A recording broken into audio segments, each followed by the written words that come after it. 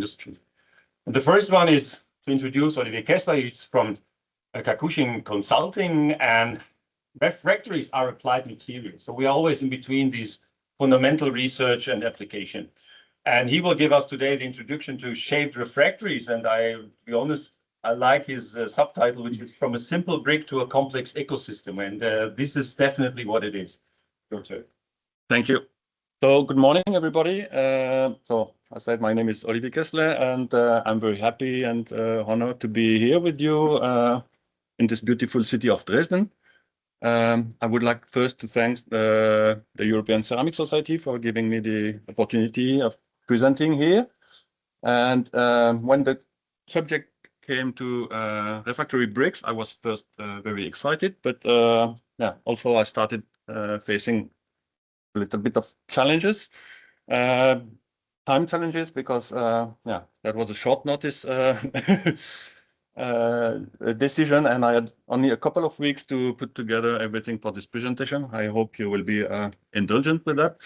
And the second is about the subject in itself, because even if it may sound relatively simple, yeah, refractory bricks is a complex topic. And putting everything together in 40 minutes is definitely a big challenge, and also explaining why is it complex is another challenge. So before I start, maybe a quick introduction about myself and my company. So I'm 54, I'm French, sorry, nobody's perfect.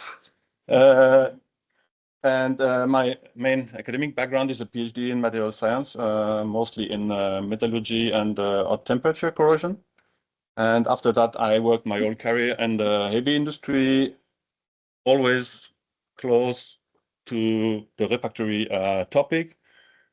And yeah, I did several things. I started buying a refractory product, then I was buying refractory services, then I moved to the other side of the table and I joined the dark side of the force and I became a refractory seller. And after that, I was a CEO of a heavy service company for the metal industry, yeah, including a lot of activity and also some refractory sorting and recycling. And 4 years ago, I started my company. So Kakushin means innovation in Japanese. So I'm providing different kind of service around the refractory industry, but not only, and mostly focusing on innovation in this large definition. So now we can go to the content of the presentation. So there will be a short introduction first. Then we will see the main production steps for the refractory bricks. Then second part of the brick life is what happened to this brick in the industry.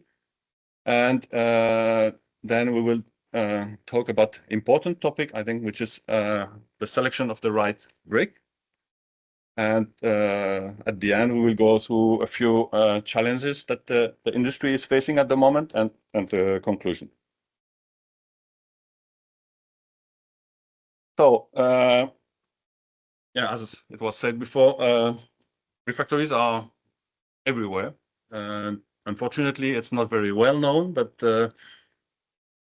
without refractory, we could not live in our modern world, because almost every metal, every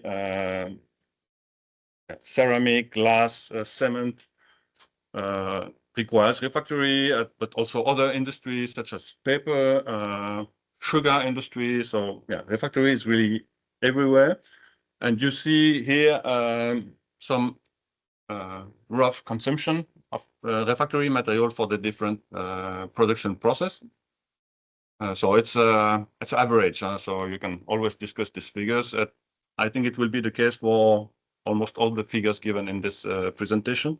Don't take them as an absolute figure. It's just an order of magnitude. And yeah, you can see here that the highest consumption of refractory is for steel, and you will see later in the presentation that the steel industry is an important consumer of refractory as well. So the refractory production in the world that's mostly dominated by China, which is producing more than half of the refractory in the world. And then you have the different regions. When I started my career some years ago in the last century, the situation was not like this. So China really grew up fast and strong in the last 20 years. And when you look at the consuming industry, so as I said before, iron and steel is almost 2/3 of the refractory consumption in the world. And there you have different industry consuming refractories such as cement, the chemical, also petrochemical industry is consuming refractories, all the non-ferrous metal, the glass, the ceramic, and other industries as well. So the key players in the refractory industry, you probably know some of the names. Some of the names are also representatives here.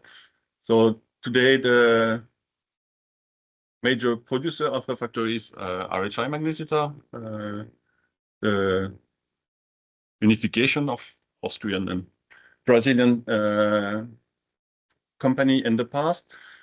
And in the last, let's say 10 years, we have seen many merger and acquisition in this industry, mostly driven by RHI Magnesita, but also by the other player. But at the end, the industry is not yet really consolidated. And even if we have strong players, we have also a lot of specialty players, especially in Europe, that are focusing on part of the product or part of the industry.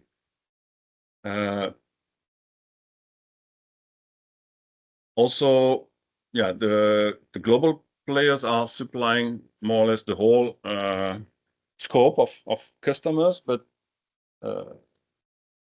most of the time the refractory companies are focusing on some industries, mostly for some sales organization, because touching every industry in the world is quite difficult. So I was giving an example from the ArcelorMittal group some years ago, and they used to supply for more than 200 different companies over the world, with the majority of this company in Europe. So you can see here on the chart the other key players. So Vesuvius also is a strong name. Shinagawa, the Japanese, and Kosaki, which recently announced that they will be integrated in the Nippon Steel group. You have a recent move, because this chart is coming from 2020 in format, but we had, with the exiting of Calderis from Imerys and the merger with Arbis & Walker, a new big player somewhere between Vesuvius and Shinagawa. And the other name that you can see here are coming from all over the world. They have, some of them are integrated source of raw material, and some other not. So maybe stupid question for all of you, but I think it's always good to start with a definition, and at the end, what is a refractory material? So you can find, I would say, hundreds of definitions in the literature, and I propose for you this definition, which is that refractory can be defined as inorganic and non-metallic heat-resistant material. And the purpose of the refractory in most of the industry is to contain heat, of course, but also to contain processed material that can be solid, liquid, or gas. On the consumer side, nobody likes refractory. And I used to take this word from the steel industry, that refractory is a necessary evil. You need it. If you could do without it, you would be very happy, but you have to to manage it. And the refractory material can be classified in different categories based on properties such as the physical form that you will see, the chemical nature as well.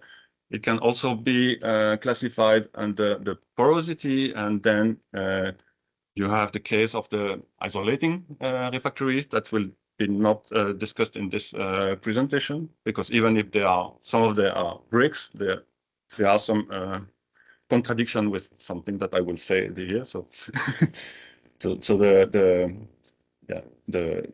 isolating bricks are excluded from this, and also from the heat resistance. And there you have different standards. You have the ASTM ISO standards with defined the heat resistance of the refractory, and you can easily find that in the literature. So the physical form of refractory from left to right, bricks.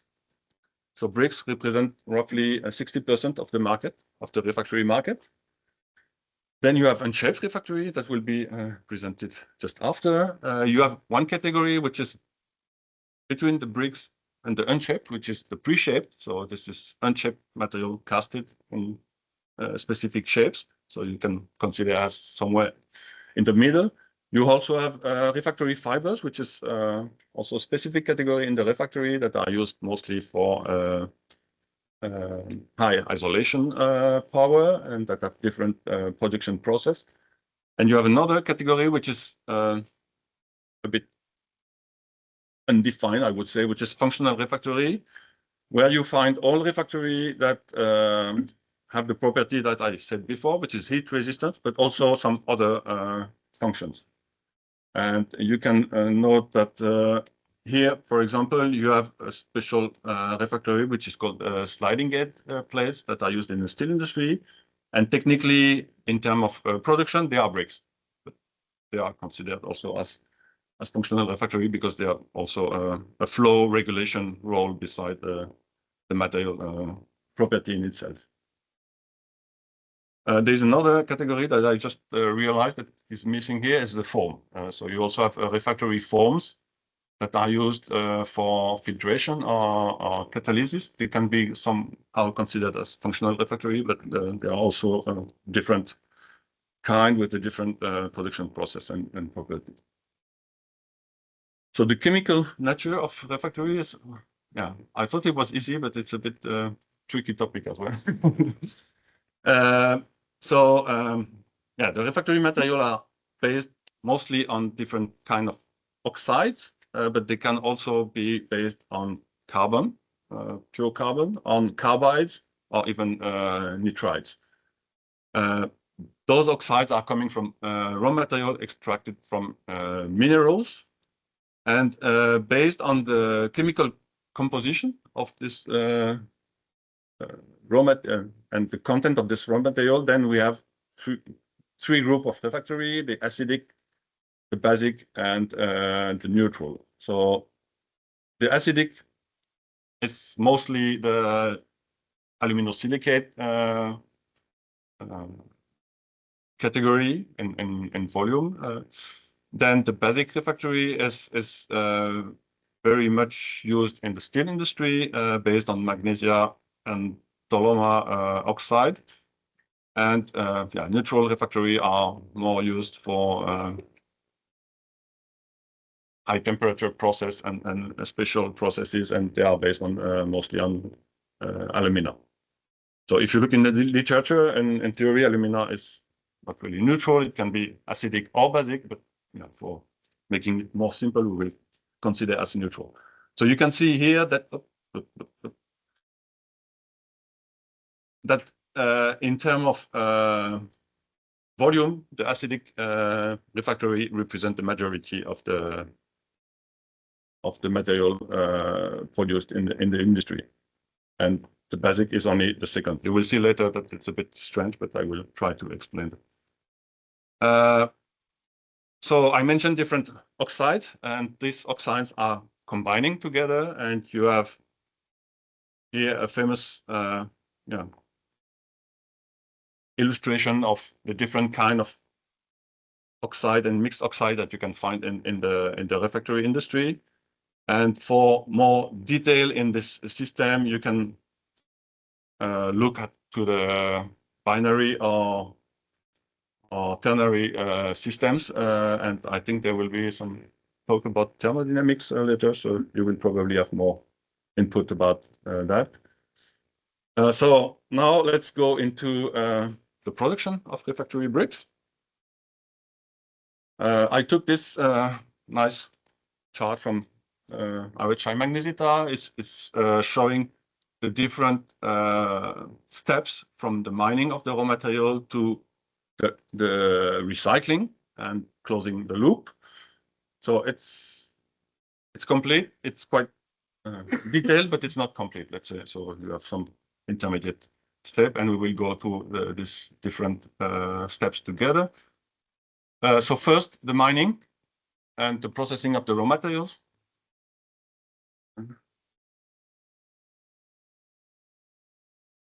15 minutes, I will get it.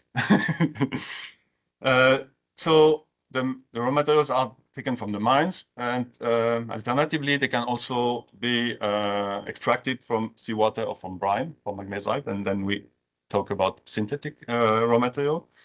And after extraction from the mine, the material goes through different steps to finally produce the mineral that will be used in the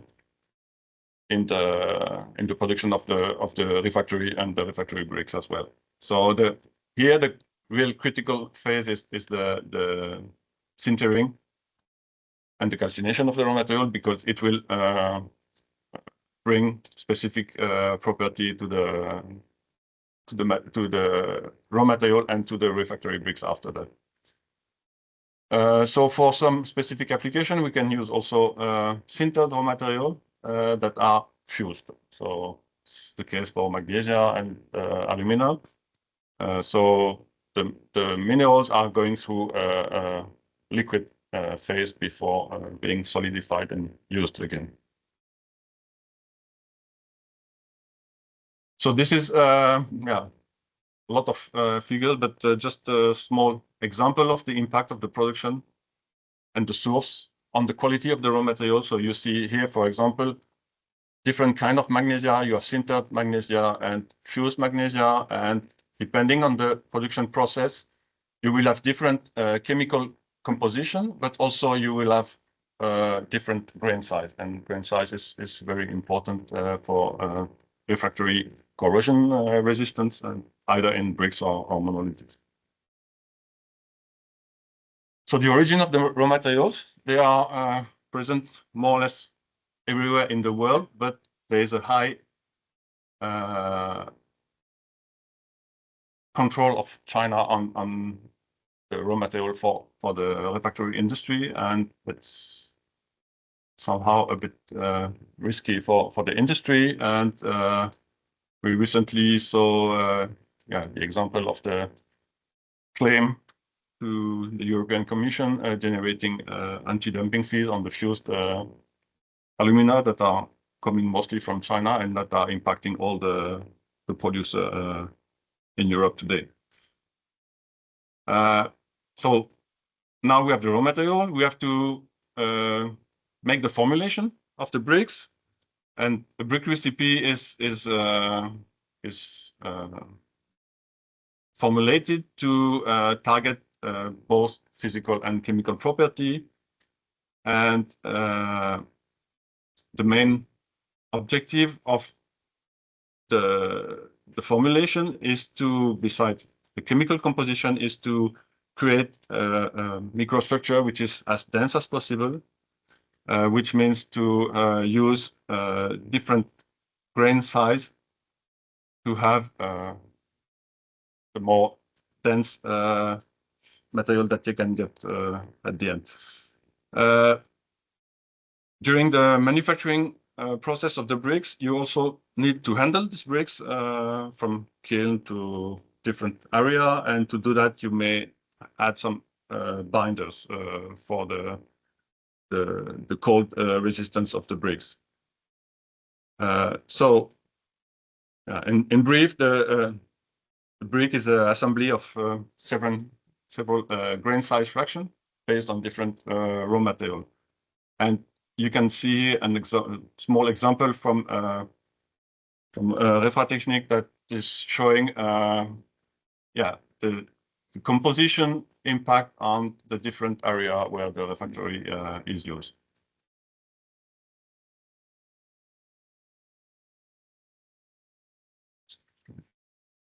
So a few words about the carbon. Carbon is really, let's say, specific to the steel industry because it has, it brings higher resistance to slag corrosion. So mostly coming from the reaction of the slag, liquid slag, and the carbon that is creating a solid slag and the metallic iron. So the other strong point with the carbon is a physical effect related to the non-wetting property of the carbon with the slag. So on top of improving the corrosion to slag, it also reduce the infiltration and the surface of contact between slag and the refractory bricks containing carbon. The small problem with carbon is that it has high thermal conductivity, so it will, even if it's good in terms of temperature gradient inside of the bricks, it generates some significant heat losses on the customer process. So once all the grain size and raw material are defined, we have to mix them. So they are mixed with high energy planetary mixers. And during the mixing phase, you can add the binders, different kind of binder that can be ceramic or temporary binder for the brick that will be fired at high temperature. It can be a carbon binder from different resins or pitch, or it can be a chemical binder as well. And important point in the mixing part is the control of the content of water, because content of water before pressing is really critical for achieving again low porosity and to have the best mechanical and chemical resistance. So water can be measured by humidity measurement, but if you go in the refractory brick plant, you will see other strange ways of evaluating content of water, like taking a batch from the mixer and pressing to see if it's enough, which is very scientific.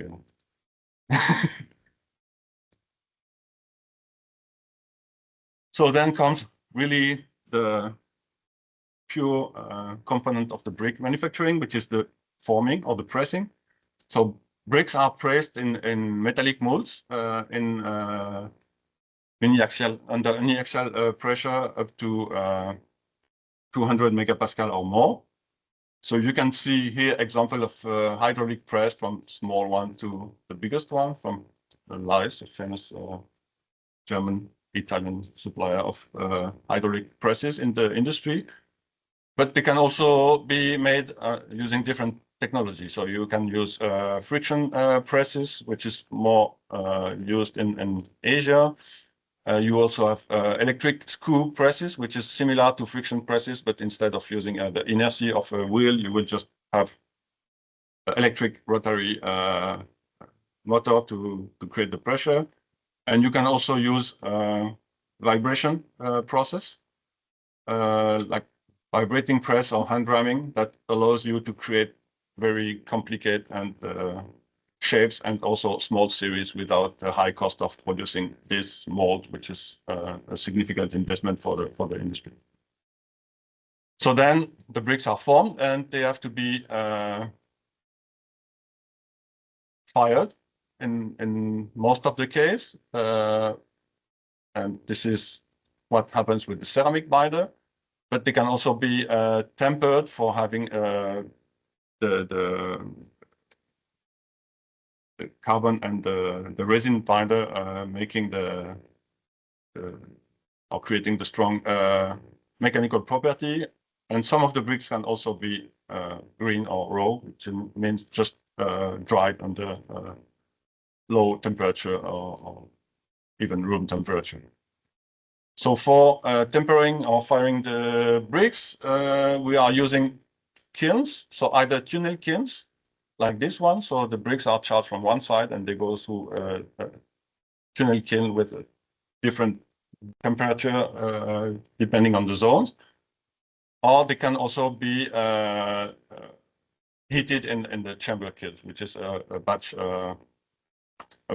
process. And the main objective of the firing is to get the sintering of the material, which is to move from different grains assembly to a more dense microstructure.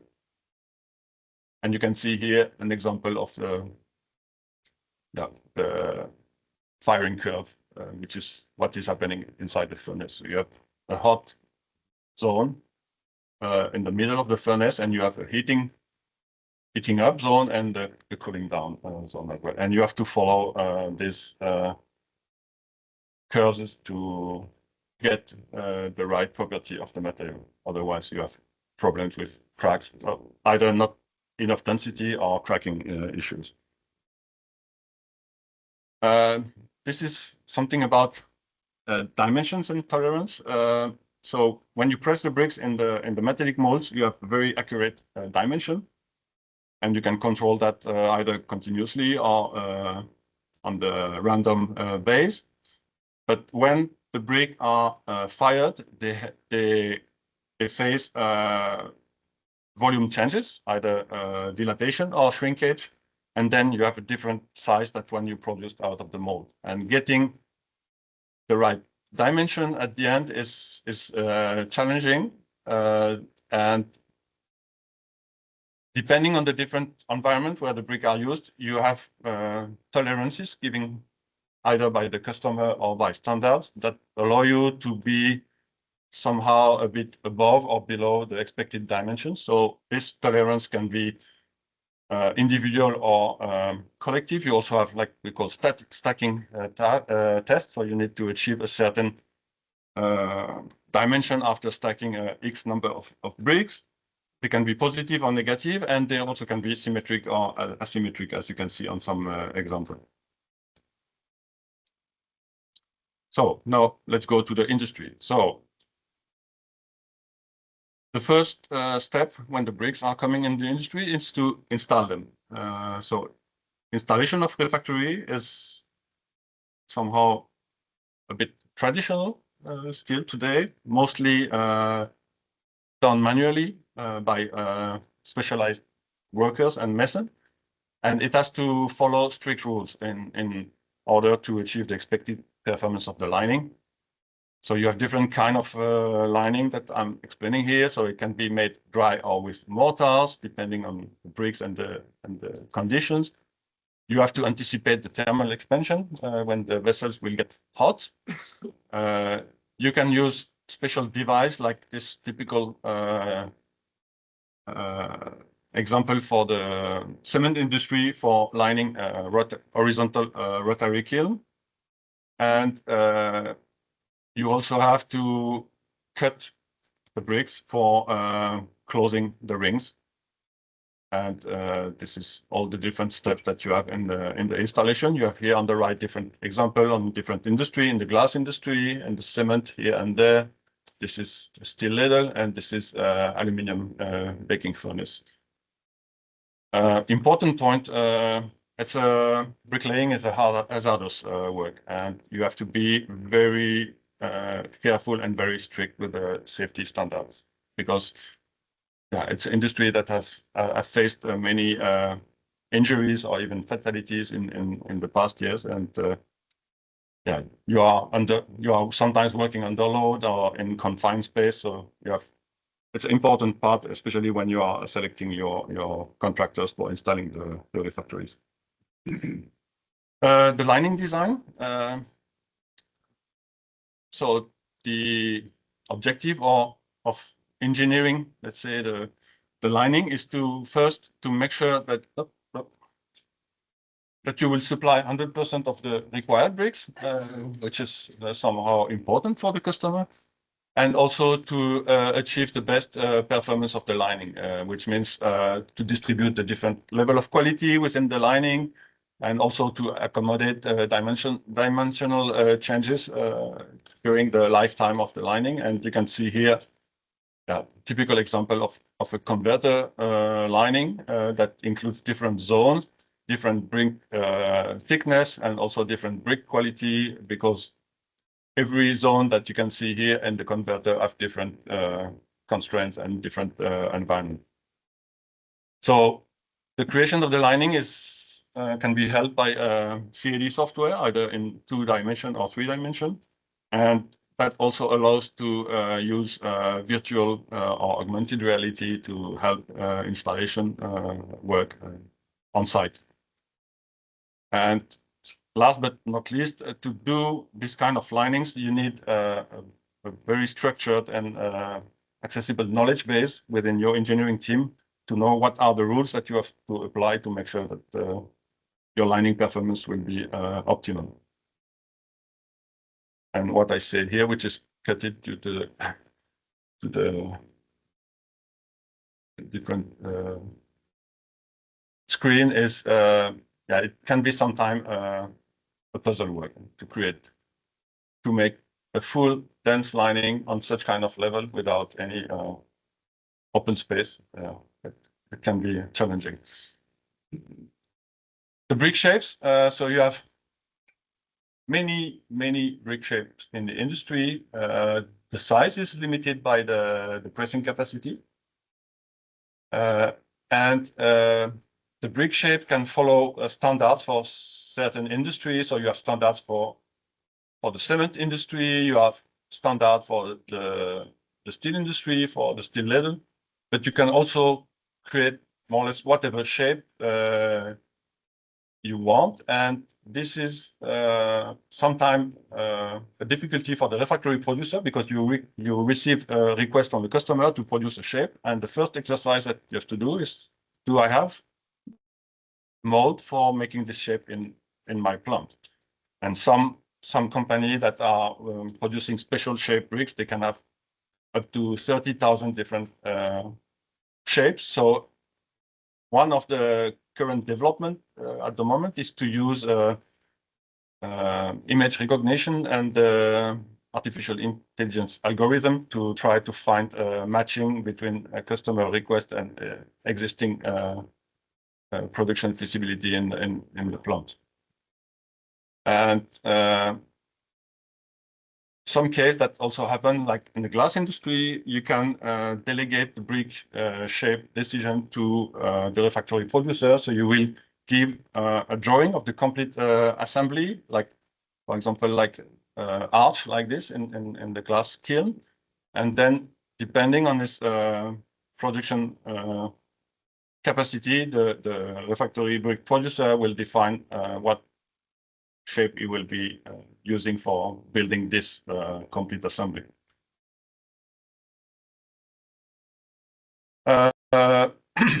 So if we talk about steel making,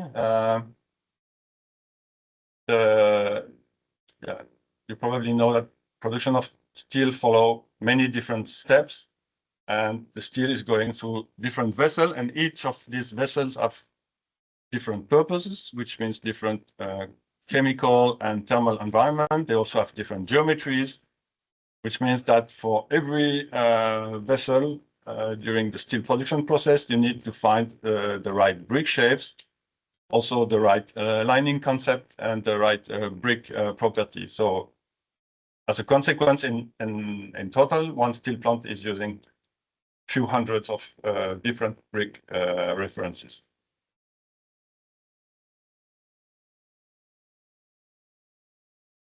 So another tricky situation in the steel industry is that even for similar vessel producing similar steel grade, you can have different brick shapes and brick chemical composition. And this is, yeah, I forgot to mention the origin. This is a slide that was made by Philip Blumenfeld from ArcelorMittal, showing different kind of brick construction for steel ladle in the different plants in Arcelor at that time, between France, Belgium, Spain, and Germany. So each of these plants for producing similar steel is using different kind of bricks and different kind of brick shapes. There's another example here that I also took from ArcelorMittal. or even from Arcelor before, there was a study for the BOF linings. So in Arcelor, there was several plants, of a dozen of plants using bricks for the converter or the BOF, and they were using in total 132 different grades of magnesium carbon, but only 10 grades were used by 2 or more plants. So as I showed before, the converter example, every zone is really specifically designed to match with the special conditions and the requirement of the customer. So there are very few standard solutions in the steel industry, except for CapEx refractory, which is, for example, the coke oven plant or the blast furnace. But other industries, such as glass, or cement, or even aluminum, they are using the standards from the technology provider and the OEM. And for example, the anode baking furnace and developed by the Machine technology is using a typical brick assembly with a strict technical specification covering mechanical and chemical property as well as dimensional tolerance. So this kind of environment makes it much easier than the steel industry.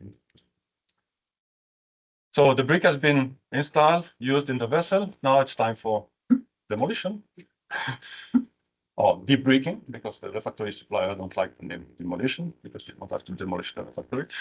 And to do that, you need some strong equipment, because sometimes it's still a bit hot in the area. You have a lot of dust. So you have special tools that are developed by a producer with hydraulic hammer to debrick the vessel. And I mentioned the hazardous work of brick lining. Demolition is also hazardous, so that's why more and more people use remote control machine or machine with a high protection cabin to avoid any risk of injury. And last but not least, the recycling is also a big challenge for the industry. And the main difficulty in recycling is to sort the refractory waste in different material based on the raw material that have been used for producing this bricks. And beside the separation based on the raw material, you also have to separate the polluted area of the bricks from the clean part.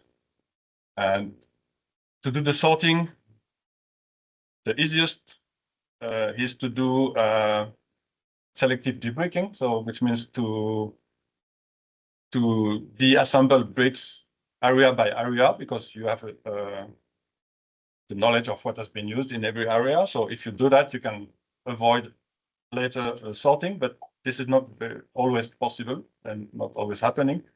So then what you have to do is to do manual or automatic sorting of the bricks using either human image recognition by recognizing the different brick quality or LIBS analysis. And that can be applied on the fresh production or also on all dump processing. And after sorting, you have to clean the material by cutting the polluted phase and sometimes by applying chemical treatment like leaching to the material. And material that cannot be reused ends in landfill, and this is also, depending on the composition, that can be considered as a hazardous material, and that can cost some money for the producer of the waste. So the selection of the right brick is probably the biggest challenge in the refractory consumer industry, I would say, because the choice of the refractory material is a compromise. So the classical method is saying that you have to match the physical, the thermal, and the chemical property required. But some of those properties are antagonists. So when you improve one, you are decreasing the other. This is the example that you can see here on the aluminosilicate bricks in the cement industry. Then if you have higher refractoriness, so higher temperature resistance, you have a lower corrosion resistance to alkali. So the result of that is that often, in my opinion, too often, the choice of the refractory is delegated to the suppliers. And at the end, whoever makes the decision, the real specialists are needed for making the right choice, having not only a deep knowledge about the refractory science, but also a very good understanding of the condition in use and the industrial constraints. So if you look at the, I would say, extended selection method,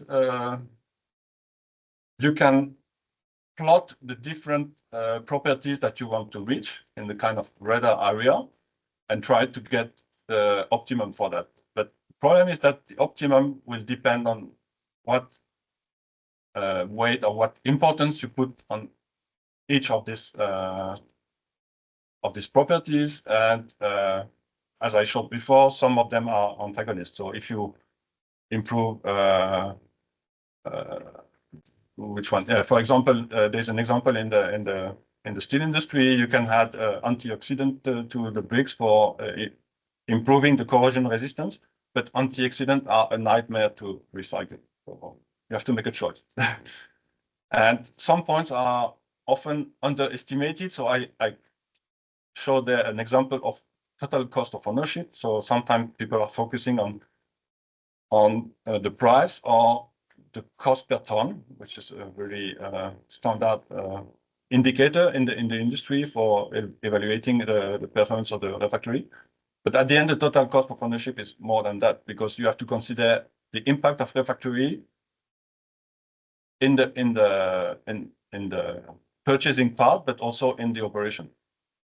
And you have different steps. This is coming from the steel industry, where you will have to add some lime, or you will have to add some synthetic slag because of the refractory. So you have impact between your operating cost and the refractory selection. So this is a very difficult exercise and subject to a lot of discussion. One other point that I wanted to mention here is this one, matching with dominant design. So in the refractory users world, you have many solutions that are applied because this is how we work, or how it works, or how the other are doing. And this is what I call dominant design. So if you stay in this zone of comfort, you will not explore some other solution that can be different or more innovative, and you are just limiting your option. So some few challenges ahead: digitalization, robotization, decarbonization, and sustainability. So why digitalization is a challenge in the refractory industry? Because a lot of, I would say, smaller industry are stuck somewhere between the second and the third industrial revolution. So going to the fourth or even to the fifth is a big challenge for this company. Similar example to what I said before, the industry is also very conservative, so it's not easy to implement digital strategy in that world. And also the industry is having limited access to customer data that either don't exist or that the customer don't want to share. There is very few standards in the industry, so this is one of the topics that the World Refractory Association is working on to help in that field.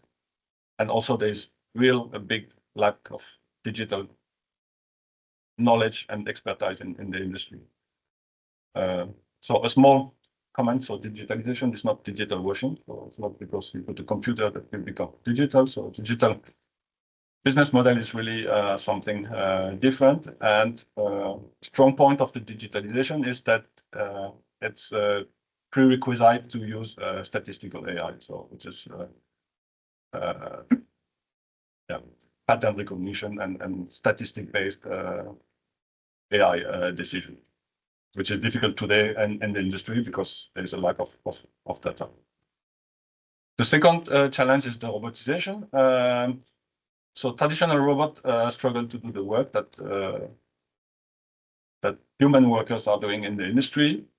But one day, sooner or later, there will be nobody left in the industry for doing that job. So I think robotization is a huge potential for the refractory industry, either to replace manual worker or also to in the production side, or to replace mason in the customer side.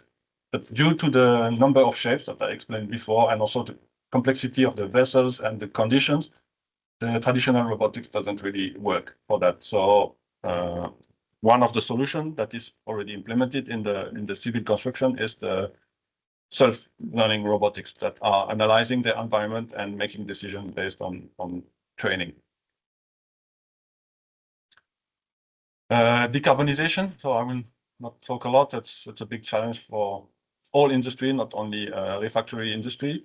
And for refractory industry, it's a challenge for reducing the scope 1 emission, which means the generation of CO2 during the production process, but also to help the customer and the refractory user to develop new processes and new technology for decarbonization. And for example, in steel making, there are new technology based on direct reduction using green hydrogen, and that is bringing new environment that are not very well known, or not as well known as other in the steel industry. And another impact, which is good for my next speaker, is that the electric furnace are using much more monolithic than brick. So that also generate a reduction of the brick conduction. And to reduce the CO2 emission from the factory production, you can work on the processing part and mostly the different utilization of different fuels, or the introduction of more recycled raw material to avoid the calcination and the decarbonization of the product. And it can also be introduced in brick firing process by also using either electrical when it's possible, or alternative fuels and hydrogen combustion. Carbon capture is not really realistic for the refractory industry alone, because even the big plant, they are too small for having a return on investment. So that works in a global environment where there's like a steel plant or a cement plant nearby, but that doesn't really work for the refractory plant in itself. And last challenge is the sustainability challenge. And from the Sustainable Development Goals from the United Nations, I highlighted three that are hitting the refractory industry. One is the gender equity and diversity, and there will be a talk from Jennifer later about the Women at Refractory initiatives. The other issue is the responsible consumption and production, because it's using minerals, so extracted from natural resource, and you have to avoid depletion of natural resource. So this is another challenge, and yeah, also good health and well-being is also an issue due to the penability and the safety risks from some of the production and installation. So conclusion, short. So the refractory bricks are not only rectangular ceramic pressed shapes, as people say for tires, that tire can be a round black things in rubber with a hole in the middle. It's a bit more for the refractory bricks. As you could see, there are many different industrial environments. There are many different production steps. You have many different raw materials and components used for the production, many different shapes. You have many lining concepts in the industry. You have the VUCA world environment, and many challenges ahead. And all that with missing specialists in the industry. So I think everybody is counting on the new generation for helping in this. So thank you. And I'm welcome for any questions. Yeah. Thanks, Olivier. Yeah, you showed that you love refractory. I think missing specialists, I hope. Yeah. I count on you, all of you, please. Yes, thanks for this first step into refractories. No, it's a wide range, I think. We're already a bit over our estimated time. So maybe we collect some questions after the session for the coffee break. Yeah, no problem. I think, and it might be very good to lean over to first thank you again. And yeah, we directly go to the next introduction.